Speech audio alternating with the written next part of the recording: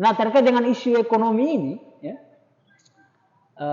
menurut saudara Ningsi, apakah BEM perlu diapresiasi atau dikritisi?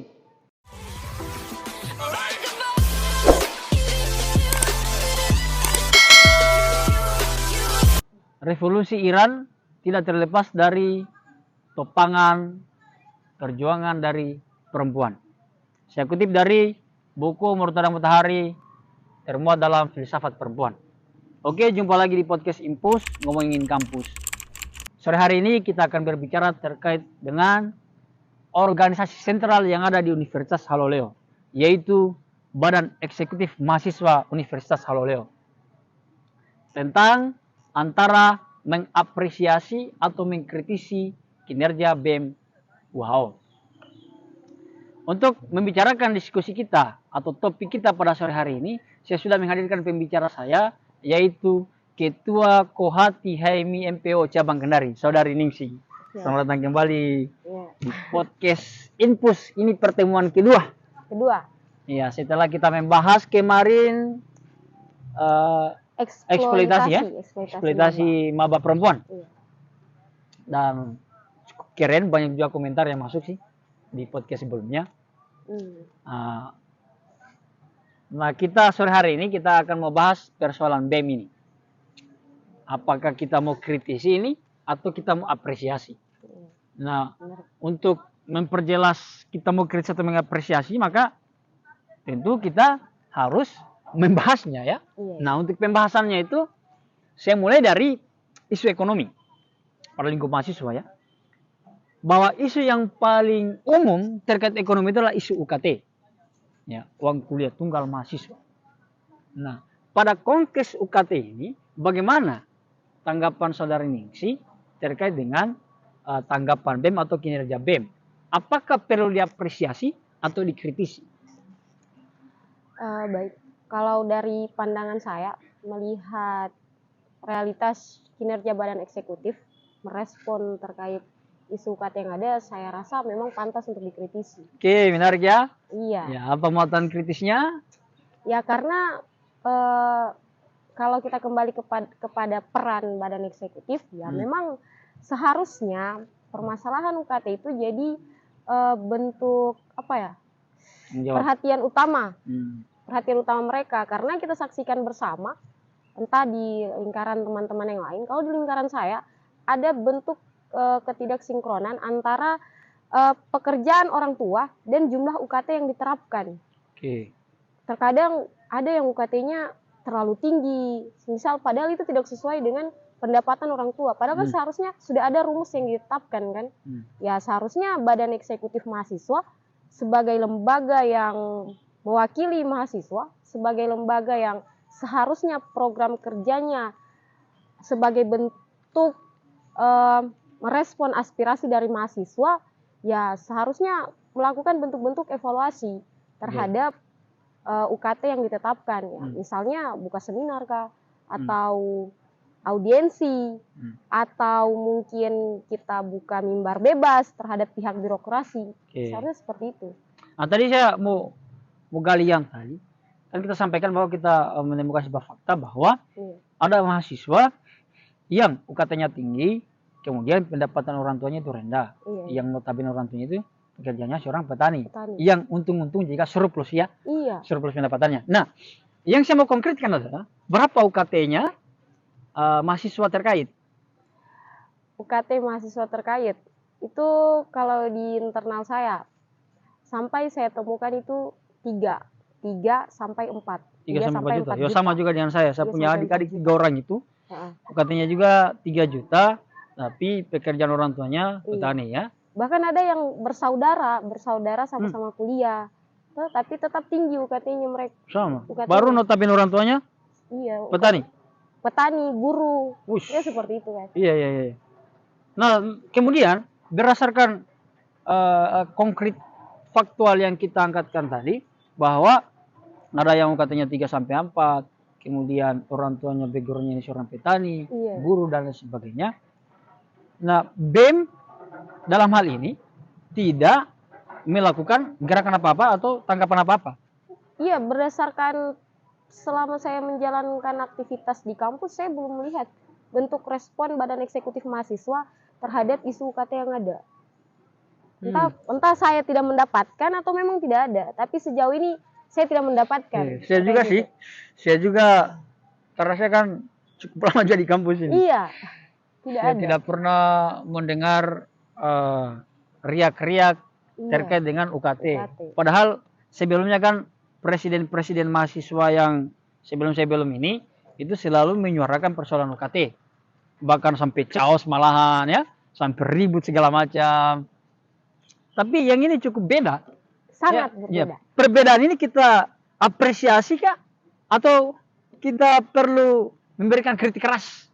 Kalau saya tetap harus dikritik karena jika saja seandainya permasalahan UKT ini sudah selesai atau tidak ada, tapi bukti di lapangan masih ada. Masih ada mahasiswa yang keberatan dengan UKT-nya. Itu kan kita temukan kan pembayaran UKT kemarin banyak mahasiswa yang sampai harus membayar pada oknum-oknum tertentu dengan catatan dipotong setengah. Kira-kira kenapa? Kenapa sampai ada yang membayar pada suatu oknum dengan catatan dipotong setengah? Berarti ada mahasiswa yang memang tidak mampu. Anggap saja jika saya mampu untuk bayar UKT, ngapain saya harus capek-capek menggadaikan legalitas saya di kampus dengan membayar UKT pada orang yang belum jelas kan? Tetapi kira-kira itu dilakukan karena kenapa? Ya pasti karena dia tidak mampu ekonomi ya. Untuk atas UKT-nya. Badan eksekutif kan cenderung menyuarakan itu. Memberikan sosialisasi untuk tidak membayar UKT pada suatu oknum karena itu ilegal kan? Padahal masalah substansinya tidak dicarikan solusinya. Kira-kira kenapa sampai ada yang masih membayar di suatu oknum? Artinya seperti itu. Dalam hal ini BEM tidak melakukan tindakan evaluasi substansi masalah yang ada pada mahasiswa ini. Kenapa dia memilih membayar melalui tengkulak atau bahasa dan lain sebagainya? Iya. Mafia kan, mafia UKT katanya. Kira-kira kenapa ada mafia? Pasti ada karena ada peluang kan? Ya, ada ruang yang terbuka. Iya. Ya. Dan dari BEM sendiri hanya membuat seruan-seruan saja. Seruan sosialisasi. Seperti apa ya? Itu seharusnya kan tugas birokrasi sepertinya. Sosialisasikan kepada mahasiswa kan. Kemudian saya mau kembali lagi ya persoalan UKT toh. Tapi masih seputar UKT ya. Iya. Bagaimana kalau seandainya argumentasi dari BEM UHAM mengatakan bahwa mereka ini tidak melapor sama kami. Jadi kami tidak tahu kalau mereka ini bermasalah. Mereka tidak melapor. Iya, mereka tidak melapor, mereka tidak menyampaikan keluhannya terkait dengan permasalahan UKT-nya. Yang menjadi pertanyaan, jika seperti itu alasannya tidak melapor, apakah memang Badan Eksekutif ini sengaja menutup telinga? Iya. Apakah hal seperti itu perlu dilaporkan lagi? Kalaupun menunggu laporan, kenapa tidak buat sosialisasi, ada posko pelaporan untuk Badan Eksekutif kan? Iya. Tapi sekarang ini belum ada kan sosialisasi posko pelaporan. Kita memilih seorang pemimpin di Badan Eksekutif ya tentu yang mewakili kan. Berarti ya secara sebagai 01-nya UHO seharusnya atau sebagai badan eksekutif lah di tingkat universitas ya seharusnya memang perannya mewakili. Merasa-rasa dirinya apa kira-kira permasalahan.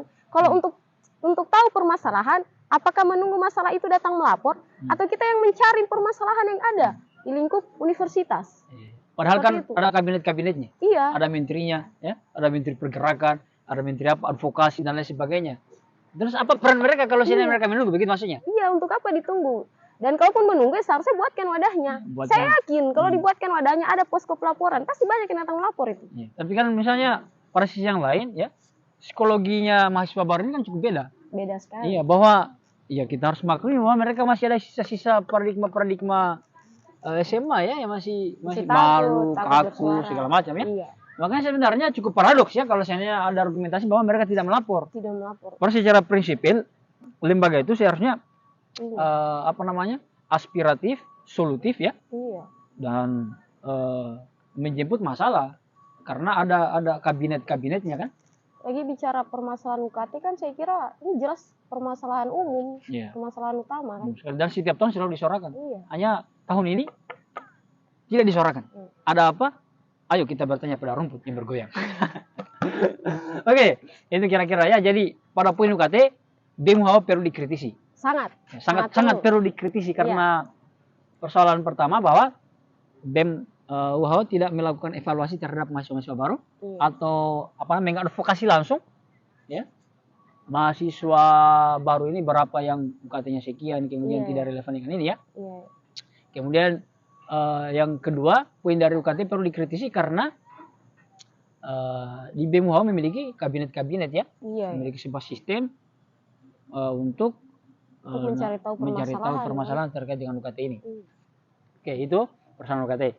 Kemudian masih seputaran isu ekonomi lagi. Nah, isu ini sebenarnya isu umum juga ya, terkait dengan karena ini ekonomi ya, masih bicara pengeluaran yang dikeluarkan. Iya, ya. Kalau sering kita dengarkan misalnya itu dalam sebuah kepengurusan kita mau sarjana, ya, namanya kita harus membelikan sebuah amplop, kemudian kita harus membeli sebuah parcel untuk seorang dosen, ada yang request. Nah, terkait dengan isu ekonomi ini, ya, menurut saudara Ningsih, apakah BEM perlu diapresiasi atau dikritisi? Jika terkait itu, mungkin ada beberapa fakultas yang sudah tidak seperti itu, namun ada juga beberapa fakultas yang masih demikian. Tapi kalau kita melihat badan eksekutif sebagai skala universitas, seharusnya dia mencakup seluruh fakultas. Nah, tanyaannya masih ada fakultas yang menerapkan sistem seperti ini. Ya berarti kembali lagi kita harus kritisi. Oke. Kita harus kritisi karena di mana bentuk pengawalannya, di mana bentuk menyuarakan aspirasi-aspirasi mahasiswa. Padahal ini jelas praktek pungli kan, tidak sesuai. Dan saya yakin bagian daripada pengurus-pengurus badan eksekutif pasti tahu akan hal ini. Bisa jadi di fakultasnya terjadi. Mungkin pura-pura tuh. Atau memang sengaja menutup telinga, atau dua ini, sengaja menutup telinga, atau memang tidak tahu kalau ternyata ini masalah. Kalau saya sih melihatnya bukan tidak tahu ya. Bisa jadi mungkin ya tahu tapi takut untuk disuarakan mungkin. Karena ada pertimbangan-pertimbangan eksternal ya, mungkin persoalan mungkinnya sampai dikancing dan lain sebagainya. Padahal kan para sinyalnya mereka punya kekuatan massa ya. Seharusnya kembali ke peran kan. Iya. Kembali ke peran badan eksekutif. Berarti pada poin parcel tadi, kemudian pengamplopan dalam proses pengurusan itu jelas pungli, tapi pada sisi yang lain lembaga yang punya otoritas tertinggi, yang punya massa, yang punya kelompok besar yang bisa menaungi seluruh fakultas, justru tidak menanggapi atau tidak membuat sebuah alternatif terkait dengan isu-isu yang sudah berabad-abad ini. Sudah berabad-abad ini ya. Kalau untuk Pak Aku mungkin sudah berkarat menuju berlumut ini kayaknya ya. Padahal jelas prakteknya kan. Praktek pungli kan jelas. Ini bertentangan ya. Pakai logika ekonomi kita mengeluarkan loh. Kita belum punya pekerjaan loh. Iya. Ya kan begitu ya. Oke. Jadi pada poin kedua persoalan parcel dan pengamplopan ini sangat harus dikritisi. Iya. Oke. Tapi ini kita kritisi, nggak masalah kan? Iya. Pandangannya kita. Iya, nanti yang semoga nanti ketua BEM menonton ini. Iya, siap. Baru kita bisa panel ya, mengklarifikasi persoalan ini. Iya. Siap. Oke, masih seputaran isu ekonomi lagi. Yang sebenarnya isu berabad-abad juga yang sudah saya podcastkan beberapa kali juga. Persoalan oknum-oknum dosen yang menjual buku. Iya. Apalagi mewajibkan dengan harga yang tinggi, kemudian bukan karyanya, kemudian mewajibkan dengan harga yang signifikan. Nah, pada konteks isu ekonomi di kampus ini yang sangat-sangat masif ini ya, menurut Ningsih, apakah BEM WHO perlu diapresiasi atau dikritisi? Saya pikir sama lah, seperti permasalahan tadi. Yang tadi ya mirip-mirip ya. Memang harus dikritisi karena sampai sekarang masih ada praktek-praktek demikian. Bahkan sampai kalau tidak beli sama dia, tidak boleh ikut kuliahnya. Padahal ada di toko lain yang jualnya lebih murah kan? Iya. Saya melihat di mana bentuk kinerja badan eksekutif terkait permasalahan utama mahasiswa yang ini. Lagi-lagi dia bertentangan dengan saya pernah baca itu di SKRI 83 bahwa wewenang dari BEM itu kan dia mewakili mahasiswa di tingkat universitas. Seharusnya. Ini kan sebuah masalah. Iya, ini kenapa tidak dilihat ini sebagai masalah? Kenapa tidak dilihat sebagai masalah? Ya ada apa ya? Saya juga bingung. Tapi kalau misalnya ada argumentasi seperti ini misalnya, apa yang masalah dengan penjualan buku? Apa yang masalah dengan penjualan buku? saya sebenarnya tidak masalah ketika itu merupakan karyanya, kan? Dan tapi yang menjadi masalah, buku ini cenderung dijual dengan harga yang di atas rata-rata. Berarti sudah jelas tujuannya selain untuk mungkin memberikan pengetahuan terhadap mahasiswa, juga menguntungkan dirinya di sisi ekonomi, kan? Berarti pragmatis, kan? Sejak kapan pendidikan dijadikan ladang bisnis? Asik. Iya, kan? Sudah jelas masalah, karena jelas di sini pendidikan dijadikan sebagai ladang bisnis. Jadi menjadi problem itu pertama karena persoalan harga yang sangat jauh melampau. Terbangnya, kita maksudkan terbang sekali harganya.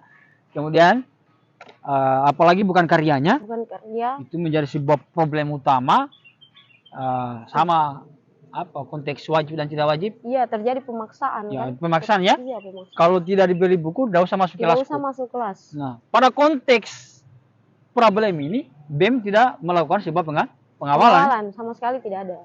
Oke. Ya, saya sepakat kalau kita kritisi yang itu. Iya. Sangat-sangat harus dikritisi. Jadi, pada poin isu ekonomi ketiga ini, BEM perlu dikritisi. Oke, kita bergeser isu yang lain. Ya, sejauh ini masih kritis semua ya, tidak ada bentuk apresiasi. Cukup menarik ya. Sekarang kita berangkat ke isu sosial. Walaupun isu sosial ini memang sempat kemarin itu lewat ya kejadiannya ya. Bahwa kemarin kan ada isu penembakan gas air mata oleh oknum kepolisian yang ada di lingkup WHO. Ya? Iya. Ya, ada isu itu. Nah, bagaimana Ningsi melihat apakah ada tanggapan yang perlu diapresiasi atau dikritisi oleh BEM WHO? Sama-sama seharusnya bekerja sama menjalankan aspirasi mahasiswa. Justru seakan-akan membuat lelucon di atas panggung. Saling mengkritisi. Oke. Apalagi melibatkan pers, kan? Seakan-akan masalah dapur dibawa-bawa di luar.